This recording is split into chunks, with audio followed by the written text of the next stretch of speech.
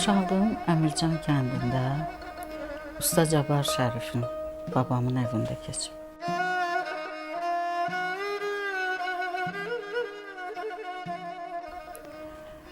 Deməli, bizim evimiz, bizim gözəl rəssamımız Səttar Bəhruzadənin evindən üzbəüz.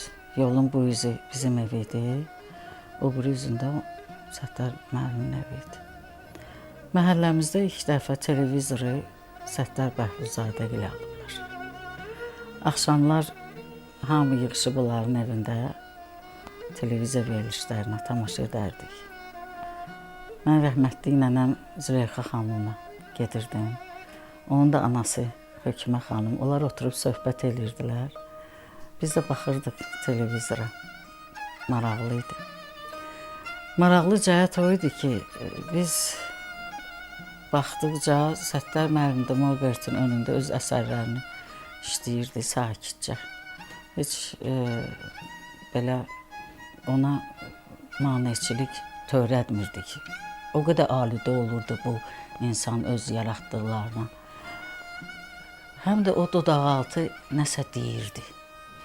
Şeir deyirdi, nə deyirdi. Mən indi uşaq idim. O vaxtı mən bilmirdim qəzəl nə olan şeydir.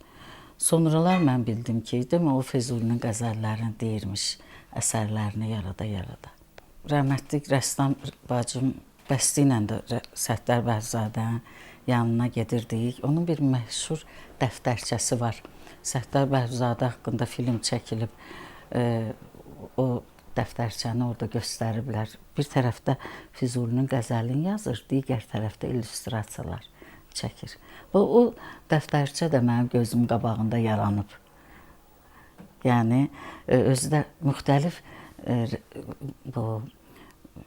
ruçkalarla yazırdı, müxtəlif rəngli ruçkalarla, qırmızı, yaşıl, göy. Bunun da bir mənası varmış.